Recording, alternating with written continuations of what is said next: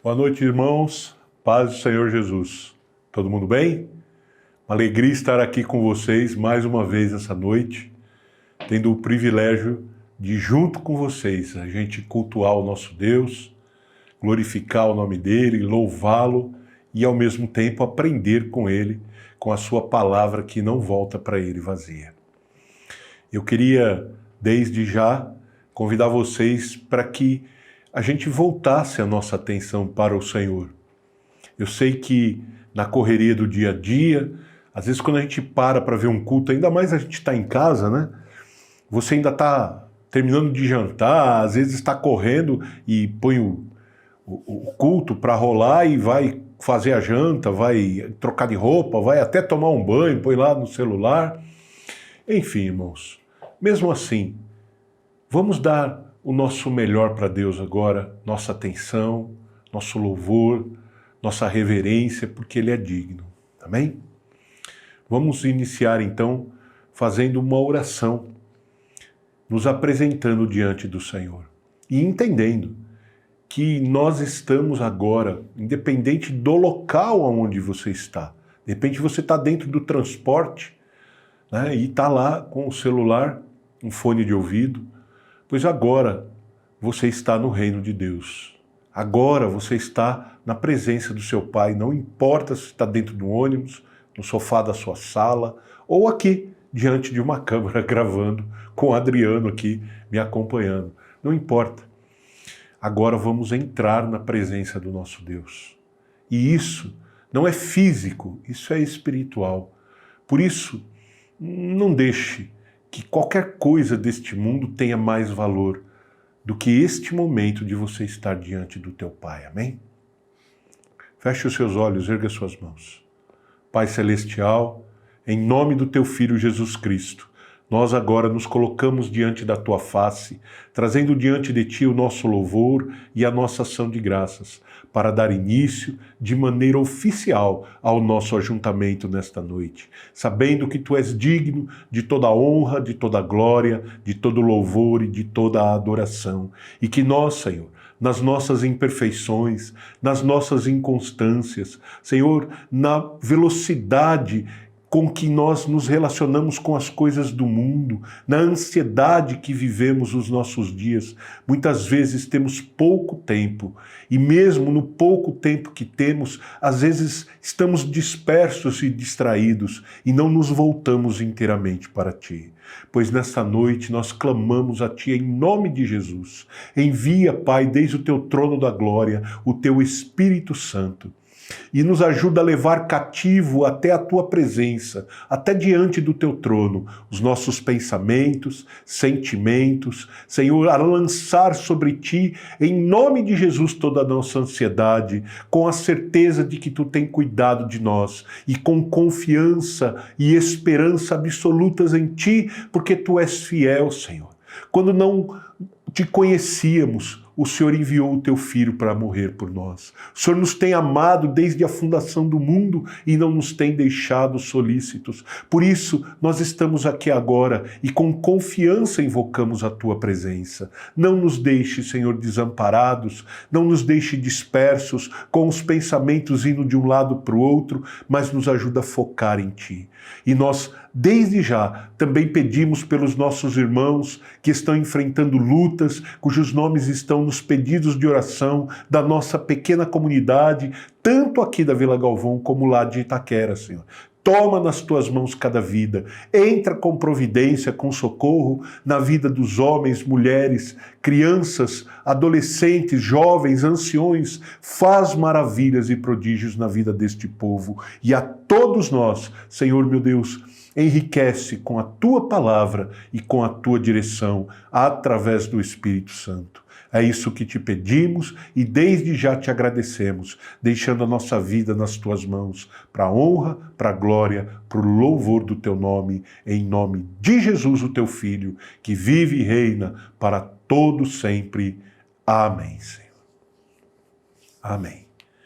Glória a Deus, irmãos. Vamos agora cantar em louvor ao Senhor alguns hinos. Amém? Em seguida voltamos. Eis-me aqui, Senhor, vem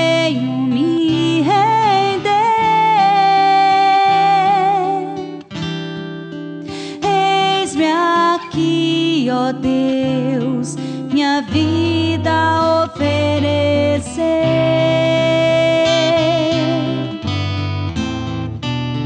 Que a cruz em meio à adoração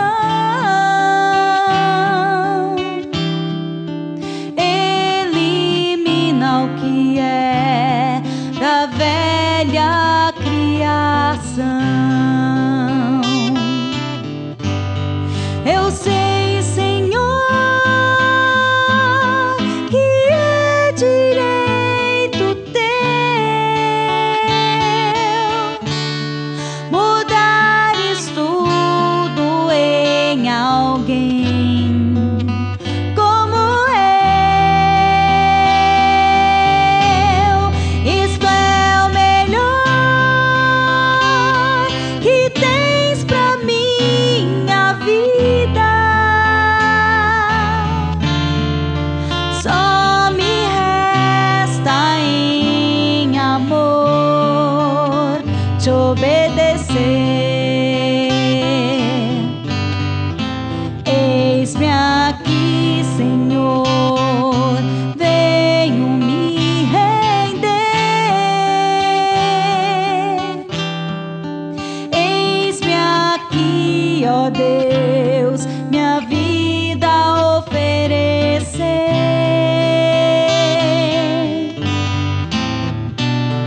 Que a cruz em meio à adoração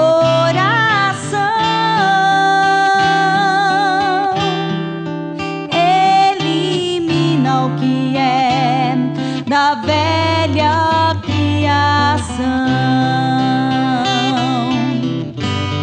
Eu sei, Senhor, que é direito seu mudares tudo em alguém como eu, como eu. Isso é o melhor que tens pra minha vida. Só me resta em amor te obedecer. Só me resta em amor te obedecer. Só me resta em amor te obedecer, me oferecer.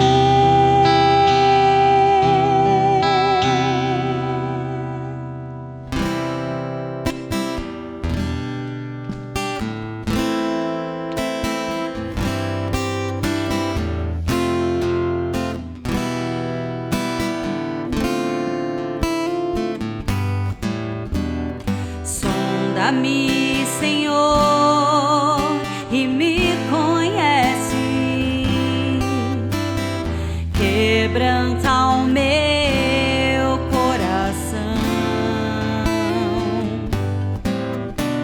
Transforma-me conforme a tua palavra e enche-me até que em mim se ache só ti. Então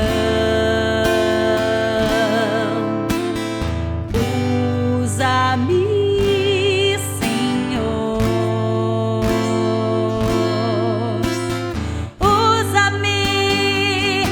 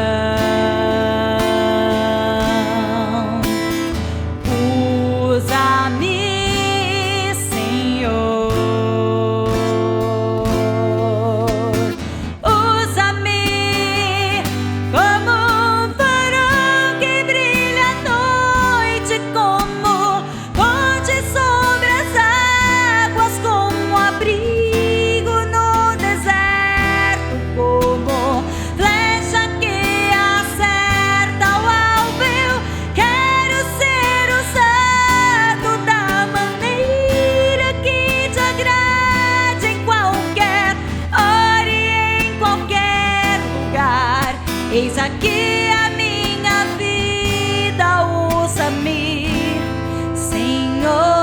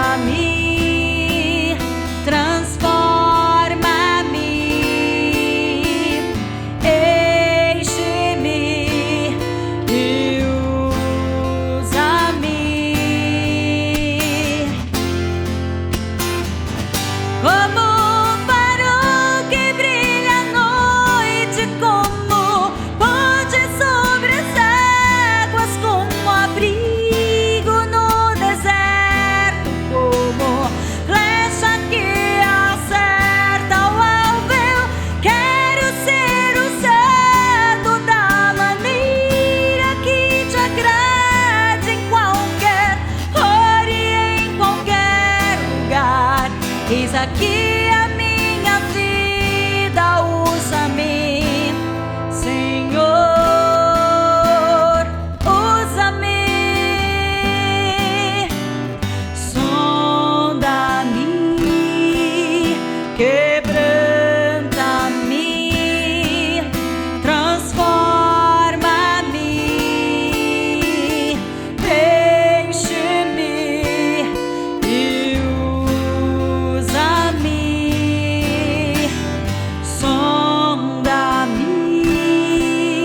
quebranta-me, transforma-me, enche-me e usa-me, Senhor, e usa-me.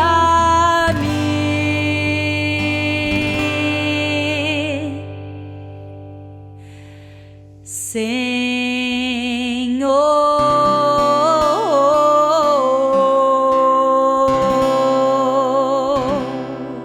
Glória a Deus, irmãos. Sempre é maravilhoso louvar ao Senhor. Sempre. E eu queria, nesta noite, aproveitar um direcionamento que o Senhor deu para falar com vocês de uma palavra pouco conhecida, embora a gente já fale dela com constância, mas o termo em si é pouco conhecido. Eu queria primeiro, antes de tudo, ler um versículo da Bíblia com vocês. Esse versículo está lá no livro de Isaías, no capítulo 32, o primeiro e o segundo versículo. Amém? Vamos ler. Eis que reinará um rei com justiça, e os príncipes governarão com justiça. E será aquele homem como um esconderijo contra o vento, e um refúgio contra a tempestade, como ribeiros de águas em lugares secos, e como a sombra de uma grande rocha em terra sedenta.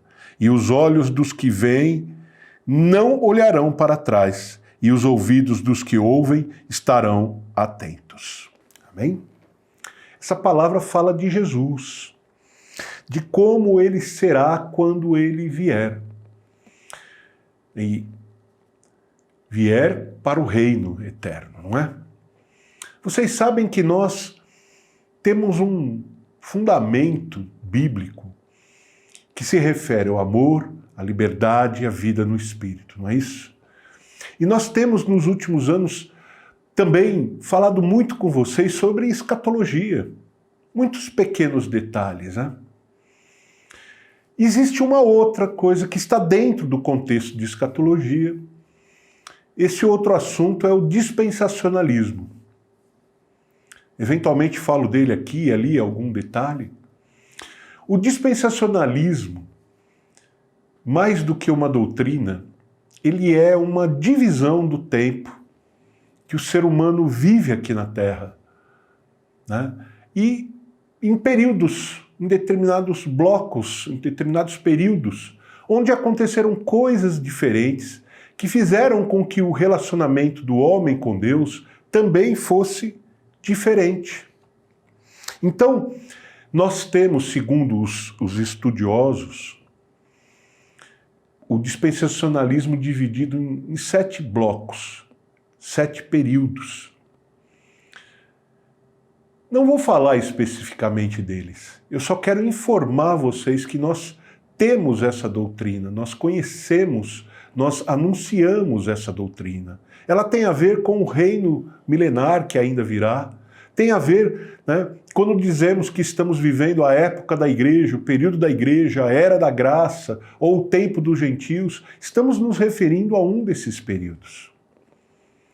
Então, a gente está dentro deste conceito dispensacionalista. Pode parecer que isso é uma coisa fora da realidade, mas não é. Vamos imaginar assim. Deus é o Pai. E a humanidade, nós sabemos, são os seus filhos. Ao mesmo tempo, o mundo é como se fosse a casa. Na sua casa, mesmo quando ela é pequenininha, ela costuma ter mais de um ambiente, não tem?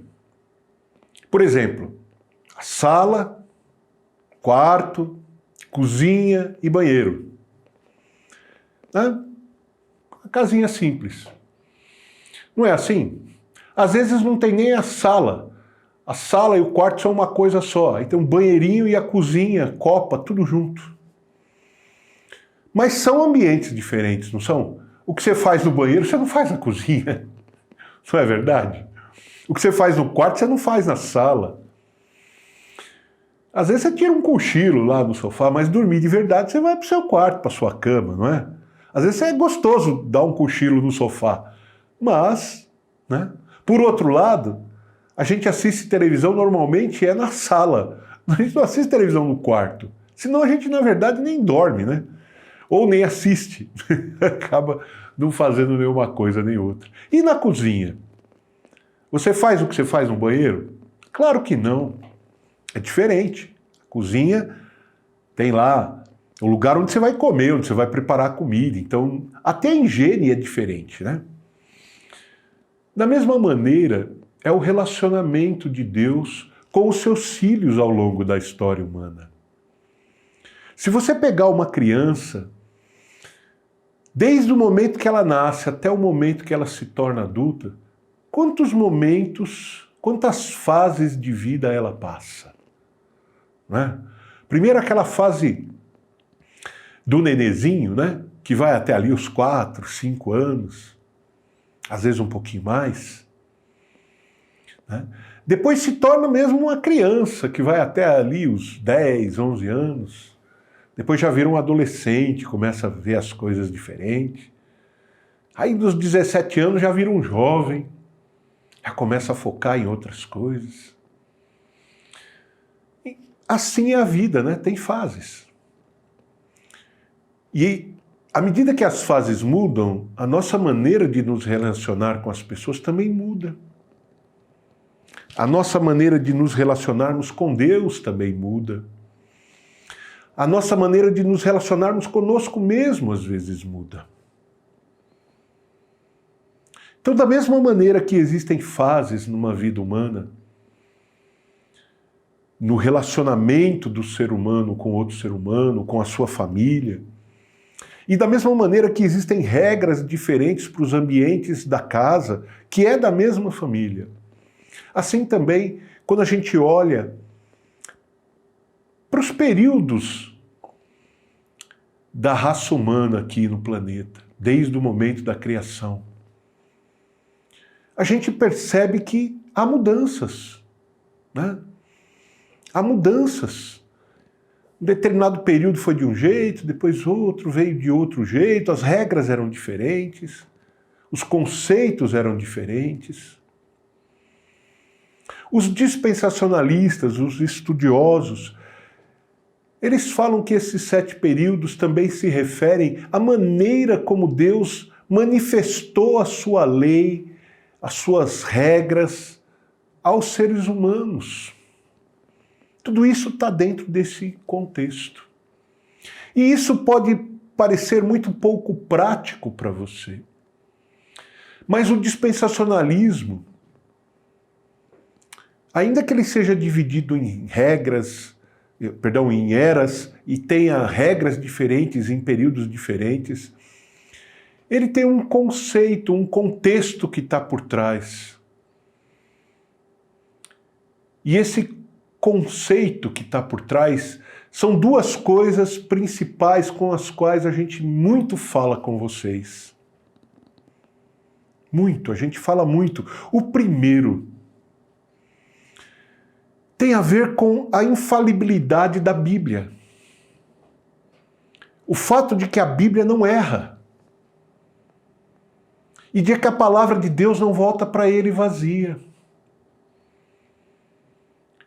Que a Bíblia é o centro, né, de toda a informação, de todas as regras que Deus quer fornecer ao ser humano.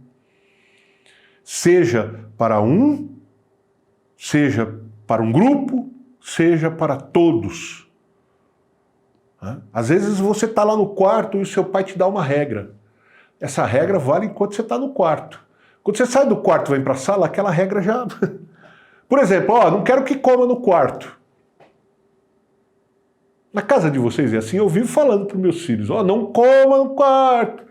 Para de lambiscar, de levar coisinha para comer lá na cama. Hoje com celular, com tablet, a garotada vai, né? Com potinho, com salgadinho, com bolacha, com não sei o quê, vai comer na cama. Daqui a pouco a cama está parecendo, né, um depósito de farelo. Então essas coisas, esse tipo de regra que eu estou falando. Né? Então, dentro desse conceito de dispensacionalismo, ou seja, dessas regras, em todo o tempo a palavra de Deus ela permanece. Ela não erra, ela não volta atrás, ela se cumpre. Como a gente lê lá em Isaías 55, né? Assim será a palavra que sair da minha boca, ela não voltará para mim vazia, mas ela prosperará naquilo para que a enviei. Então essa é a principal característica dentro deste conceito de dispensacionalismo, é a regra básica. Nós nos apoiamos na palavra de Deus. Só a Escritura tem legitimidade para nos informar da vontade de Deus ou a manifestação do Espírito Santo. Mas a manifestação do Espírito Santo, ela normalmente é pessoal. Deus fala para uma pessoa aqui, outro detalhe ali. Como ele usou os profetas no passado e ainda usa hoje. Para coisas, digamos assim, muito mais coerentes com a vida daquela pessoa, às vezes daquele pequeno grupo. Claro que a gente sabe, existem na Bíblia profecias que falam de todas as coisas, e ninguém está dizendo que Deus não pode falar de novo, mas ele já falou, e já está lá, então a informação original está na Bíblia. Por isso a palavra de Deus, ela é a base de tudo. A gente não pode querer entender Deus e entender as coisas de Deus indo atrás de informação de outras pessoas. Lembra, lá em Atos, quando fala dos bereanos, né, 17, Atos capítulo 17, fala dos bereanos, que os bereanos foram mais dignos do que os outros povos. Por quê? Porque eles ouviam a palavra, eles a recebiam, mas eles iam todo dia conferir nas Escrituras se aquilo que estava sendo falado estava lá mesmo. Nós temos que ser assim. Quando você faz isso, você não está duvidando de mim. Na verdade, você está me ajudando. Porque você está indo à fonte, atrás da informação real que o Senhor nosso Deus nos deixou. Entende? Então, nós precisamos ser como os cristãos bereanos, conferir as coisas na Escritura, pesquisar, ler Examinar. Examinar é pegar uma lupa, né? Uma lente de aumento, e às vezes um microscópio, e ir ver nos detalhes. É ter a visão macro e a visão micro. Para que a informação não passe desapercebida, não seja rejeitada. Deus tem tantas promessas. Tantas promessas. E nós, às vezes, precisamos de coisas que o Senhor já prometeu nos dar e a gente não sabe como pedir. Não sabe aonde está a base bíblica daquilo. E quando isso acontece, ao invés da gente dobrar o joelho e orar e pedir ajuda a Deus e examinar a Escritura, a gente fica meio bicudinho às vezes. Então lembre-se que Deus deixou 35 mil promessas dentro da Bíblia. Sendo que dessas 35 mil promessas, 8 mil são versículos. Você vai ler e vai entender que ali tem uma promessa. Os outros 27 mil, estão nas entrelinhas. Talvez você tenha que ler um capítulo, 2, talvez tenha que ler um livro inteiro, ou 2 livros, talvez tenha que ler a Bíblia de capa a capa para ter uma visão geral daquilo, e então entender, mas elas estão ali, e são para você e para mim. Por isso, a importância da Bíblia. Como eu posso estudar sobre as eras, sobre os períodos de tempo que passaram, se eu não acreditar na Bíblia como a inerrante palavra de Deus?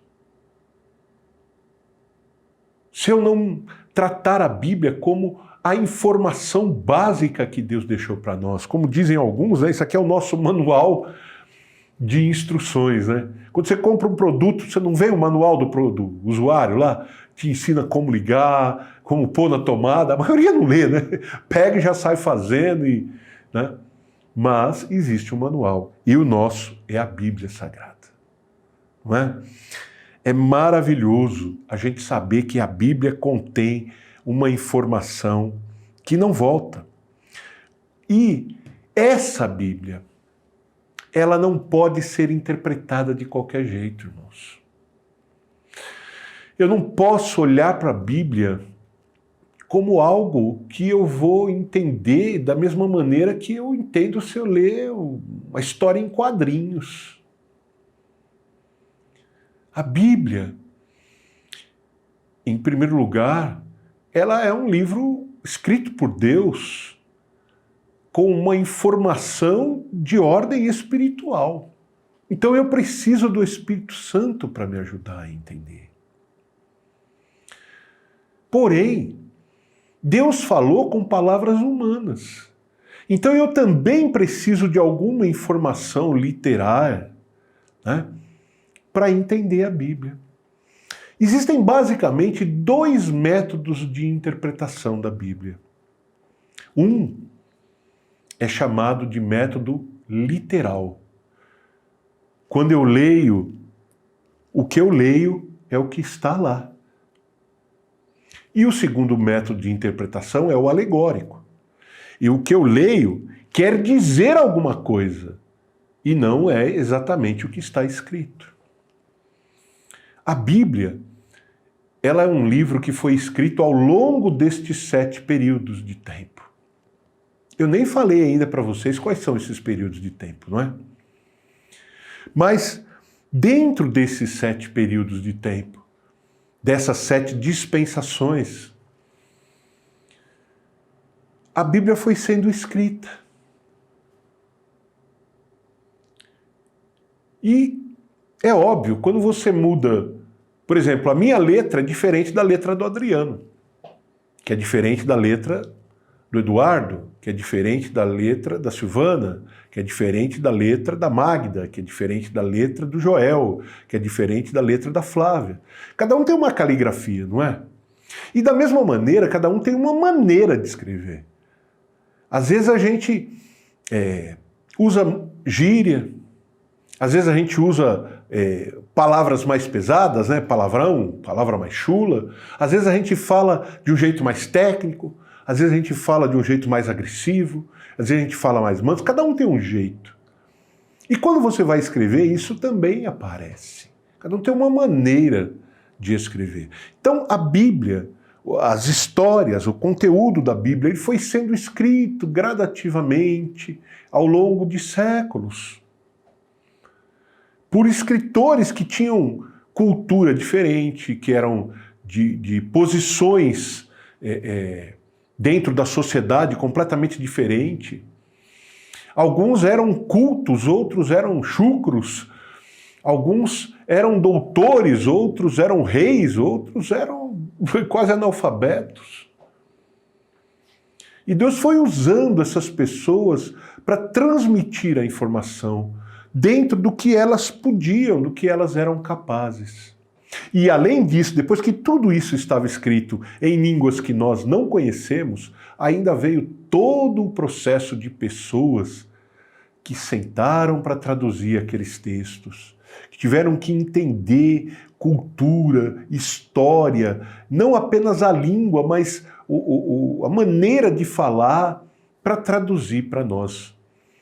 Então a Bíblia, ela foi escrita com linguagens diferentes, usando diferentes recursos ortográficos. Então, a Bíblia tem poesia, a Bíblia tem história, narrativa histórica, a Bíblia tem genealogia, a Bíblia tem profecias, a Bíblia tem revelações, a Bíblia tem coisas que foram ditas numa linguagem figurada, né? Alegórica. Né? Então, as informações, e essas informações estão escritas e precisam ser interpretadas. Como eu interpreto a Bíblia? Tudo que está lá é uma maneira de dizer não. Para quem acredita na volta de Cristo, para quem acredita no manifesto do Espírito Santo, para quem espera e busca e estuda escatologia, para quem quer viver pela fé, essas coisas acabam se somando, se juntando, se aglutinando. E uma das coisas que a gente aprende é que a Bíblia, ela só pode ser interpretada literalmente. Só literalmente. O único método de interpretação que serve para eu estudar a Bíblia é o método de interpretação literal. O que está escrito é o que está escrito. É aquilo e acabou. Mas tem, você mesmo não disse, Oswaldo, que tem partes que é figurada? Sim. Que tem partes alegóricas? Sim. Mas quando a Bíblia usa uma alegoria, ela está se referindo a algo real. E não a uma hipótese, a alguma coisa que não existe que eu estou representando através daquilo. Basta você olhar as parábolas de Jesus. Quando Jesus falou de, por exemplo, que o semeador saiu a semear. Olha, o semeador saiu a semear. Uma parte da semente caiu na beira do caminho. Outra parte caiu entre pedregais. Outra parte caiu em terra seca. Outra parte caiu no meio dos espinhos. Só uma parte caiu na terra boa. Ele depois explicou que aquilo estava se referindo a uma pregação. A como a palavra era ministrada, que alguns ouviam Jesus falando, e depois de Jesus ouviriam os apóstolos, e depois dos apóstolos os pregadores que viessem até chegar a gente hoje. Alguns ouviriam com o coração duro, e a palavra de Deus ia bater, ia voltar. Outros até receberiam a palavra, mas eles estão tão ansiosos com a vida, tão preocupados, que a palavra não tinha chance de crescer. Ela aparecia, mas ela logo morria, pressionada pelas preocupações. Outro caiu lá no meio dos espinhos. Ou seja, a pessoa está tão cheia de problemas para resolver, tão ansiosa com as coisas do dia a dia, que ela não pode pensar numa palavra de Deus para o amanhã, para o aqui e agora, diferente do que ela quer. Mas uma parte da palavra cai num coração que está aberto. E aí o Senhor consegue alcançar essa pessoa, e essa palavra dá fruto, e um fruto abundante. Então o próprio Senhor explicou. Outras ele não explicou imediatamente, mas você lê o contexto, você entende. Porque fala de coisas reais. Então a alegoria na Bíblia existe. Mas ela se refere a coisas reais. Por exemplo, já me perguntaram sobre as 3 bestas lá de Apocalipse. Não, porque olha, a besta que subiu do mar, a besta que subiu da terra, a besta que veio não sei onde. Gente, besta é um sentido figurado para representar alguma coisa, né? Por quê? Porque em outro lugar fala que num determinado momento aquelas pessoas, aqueles seres, né, aquelas bestas, foram, digamos assim, aprisionadas, foram alcançadas pelo Espírito, e da boca deles saíram espíritos de demônios. Ou seja, eram homens que viviam numa condição bestial, que viviam com uma atitude bestial, mas eram homens. Então é figurado, mas está lá. A explicação depois a gente vai entendendo. Então, o nosso método de interpretação tem que ser o literal. A gente não pode tentar entender a Bíblia por alegoria, achando que tudo é uma alegoria que quer dizer outra coisa. Não, tem coisa que está escrita lá e é daquele jeito. Tá certo? Esse é o primeiro ponto, irmãos. A palavra de Deus, ela não volta para ele vazia, e a gente precisa entendê-la literalmente e acreditar nela literalmente. Esse é o primeiro ponto, para que a gente possa ter um conceito, né, que nos permita, né, aprender um pouquinho sobre o dispensacionalismo. E isso está relacionado a tudo que eu disse até agora. Por quê? Como eu disse, em momentos diferentes, ambientes diferentes, pessoas com intenções diferentes, regras diferentes. É assim que é a dispensação. É assim que cada momento da nossa história tem sido. Por que eu não estou... Eu disse, mas não falei até agora quais são esses períodos?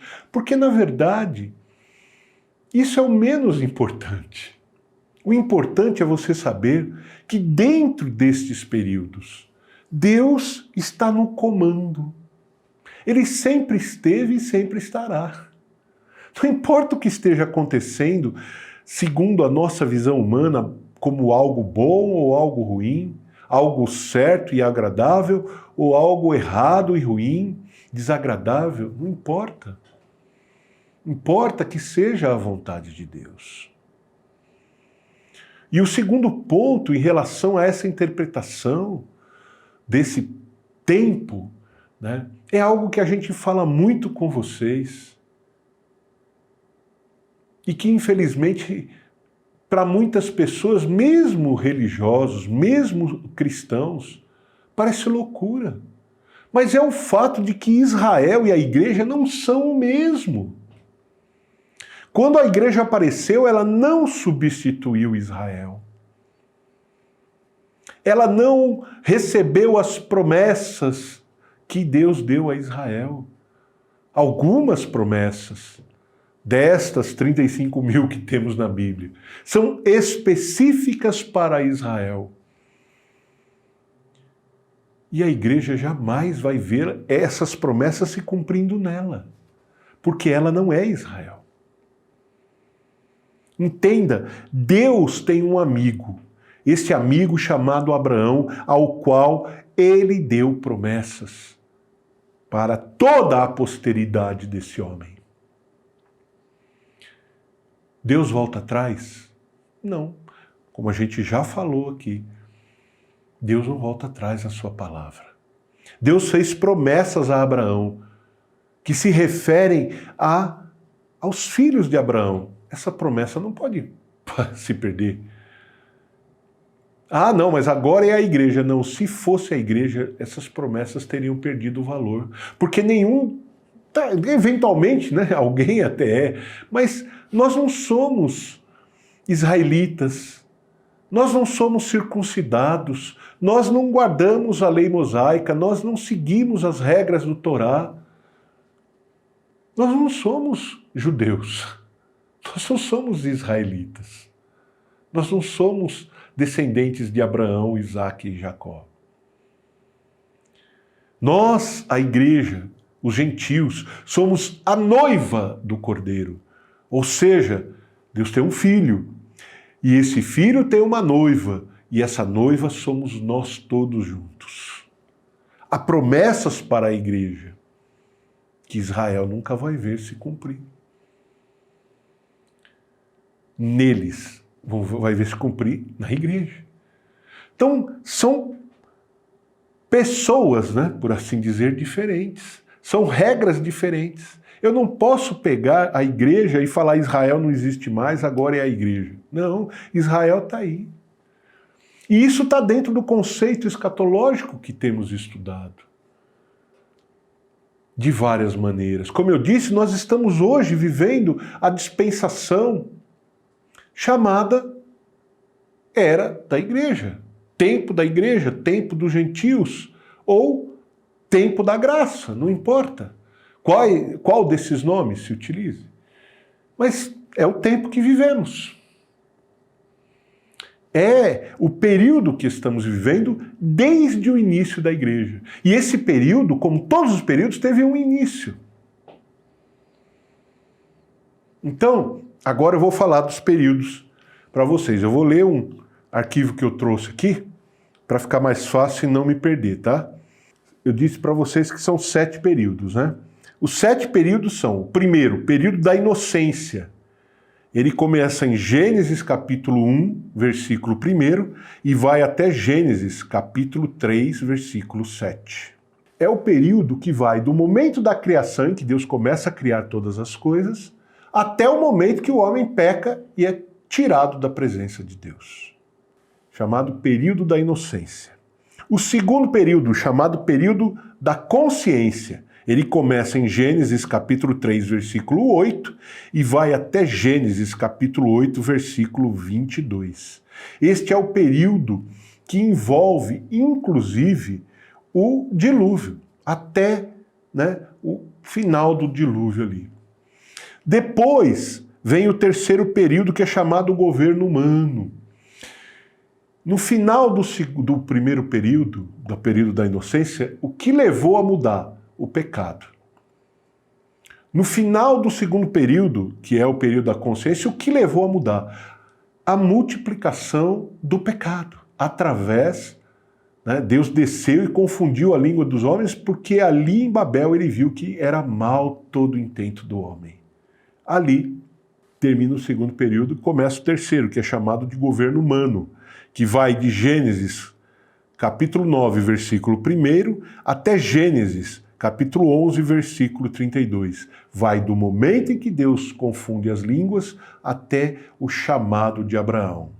Aí vem o quarto período, que é chamado período da promessa, ou dispensação da promessa, que começa com Abraão, né? E vai de Gênesis 12, versículo 1, onde está o chamado de Abraão, até Êxodo 19, 25, que é quando Deus fala da outorga da lei. Ali, quando Deus estabelece para aquele povo, ele convida o povo para ouvir o que ele tem para falar. Mas o povo diz, fala tu, Moisés, conosco e ouviremos. Não fale Deus para que não morramos. E ali Deus começa a anunciar o que depois ele escreveria nas tábuas de pedra, que são os 10 mandamentos. Então, naquele momento, se encerrou o período chamado promessa e começou, em seguida, o quinto período, que é o período da lei mosaica, determinada ali em Êxodo 20, versículo 1, e que vai até Atos capítulo 2, quando sobre a igreja desceu o Espírito Santo. Ali encerra-se o período da lei e inicia-se o 6º período, que é o período da graça, ou o período da igreja, ou o período, né, dos gentios, que vai de Atos capítulo 2 até Apocalipse capítulo 20, versículo 3, que é quando termina a tribulação. E aí Jesus julga as nações e estabelece o seu reino milenar. O reino milenar é o 7º e último período dentro das dispensações de um relacionamento de Deus com o ser humano nesta casa chamada planeta Terra. Ali vem o último período, que é o reino milenar, que começa no Apocalipse 20, versículo 4, e vai até o Apocalipse 20, versículo 6, o período de 1000 anos. Depois Satanás é solto, tem a guerra final, e aí o julgamento final e o estado eterno.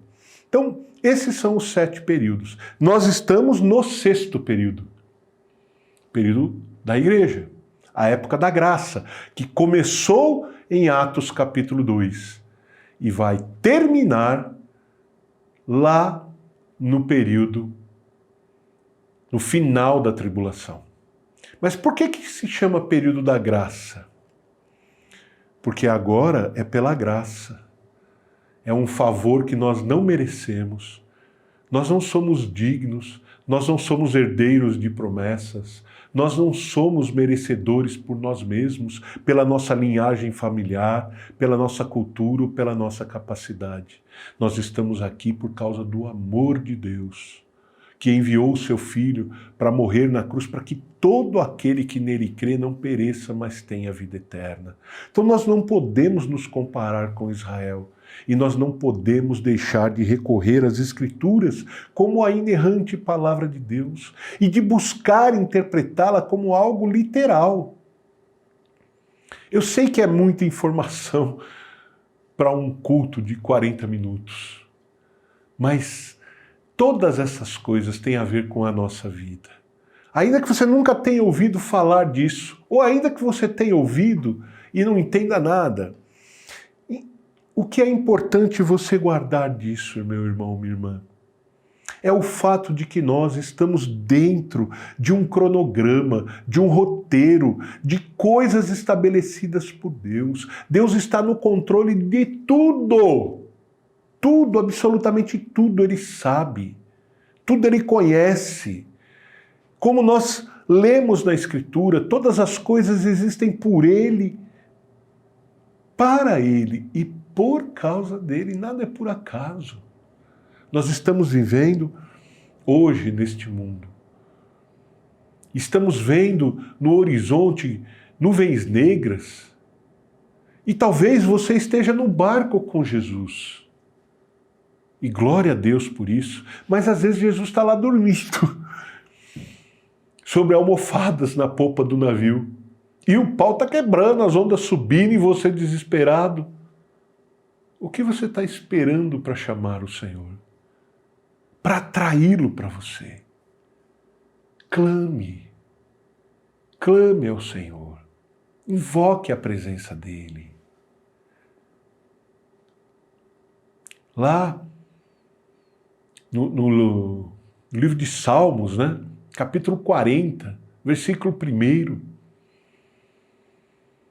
diz assim: esperei com paciência no Senhor, e Ele se inclinou para mim e ouviu o meu clamor. O que nós vemos nesta palavra é que o ser humano, ele precisa esperar com paciência pela ação do Senhor. Mas que esperar com paciência não é ser inerte, é estar clamando. A questão é, você está clamando enquanto espera pelo mover de Deus? Ou você está esperando as coisas caírem do céu? Não. Clame. Clame, invoque a presença do Senhor. E você vai ver que todas essas informações Elas só vão acrescentar a você e à sua fé motivos e razões para você estar firme, não importa o que aconteça. Se há nuvens negras no horizonte, Deus vai dar saída, vai dar cobertura, vai te dar abrigo. Ele é o nosso refúgio, Ele é a nossa fortaleza, Ele é o nosso socorro sempre presente em qualquer tribulação. Se há nuvens te assustando, clame a presença do Senhor. E se não há nuvens, clame a presença do Senhor, para que Ele esteja guiando os teus passos, conduzindo o teu barco para o lugar para onde você tem que ir. E às vezes você quer ir para um lugar e Deus quer te levar para outro. Tudo isso, irmãos, quando a gente olha para a história, lembra do período da inocência? O período da inocência é como um nenenzinho recém-nascido. Ele só sabe chorar e pedir. Mas ao mesmo tempo, a gente sabe que Jesus nos disse que se a gente não se tornar como aquela criança, a gente não entrará no reino dos céus. Temos que nos tornar inocentes, como as criancinhas recém-nascidas, e não maliciosos, supersticiosos, né? Não cheios de razão e de certezas que às vezes não têm nada a ver com Deus. Existe também o período da consciência. A gente tem que aprender a olhar para a vida, né? Aquele período da adolescência, quando você começa a descobrir que as coisas têm consequências, né? Nem tudo que você quer fazer você consegue, e às vezes você faz e se dá mal. E depois o governo humano é quando o jovem começa a entender que todas as coisas ele tem que se virar para arcar com a responsabilidade dele. E aí em seguida vem o período da promessa. Quantas promessas Deus tem para você? Coisas boas que Ele quer para a sua vida. Mas a palavra de Deus nos ensina que o Senhor, por muitas vezes, Ele te faz promessas condicionadas ao que você vai fazer e a como você vai agir. Você está pronto para ouvir as promessas de Deus? Servo, me busca de madrugada e eu vou te abençoar. Você está pronto para pôr o relógio para tocar? Você acordar às 3 horas da manhã e fazer uma oração pela tua casa? Ao invés dos teus pais acordarem de madrugada para orar por você? É o período da promessa. E depois disso a lei. Quando você não ouve o que Deus fala, esse período da lei é duro. Porque você é livre para fazer tudo o que Deus quiser. E às vezes o que Ele quer é o que você não quer. A nossa vida vive esses momentos. Às vezes tudo que a gente não quer é exatamente o que Deus manda a gente fazer.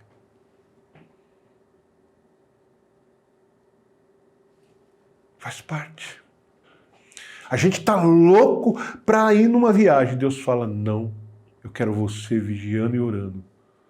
E abençoando e clamando por aquelas pessoas que vão viajar. E aí todo mundo vai, festeja, e você fica em casa emburrado, porque Deus mandou você ficar. Ó. Existe também o período da graça.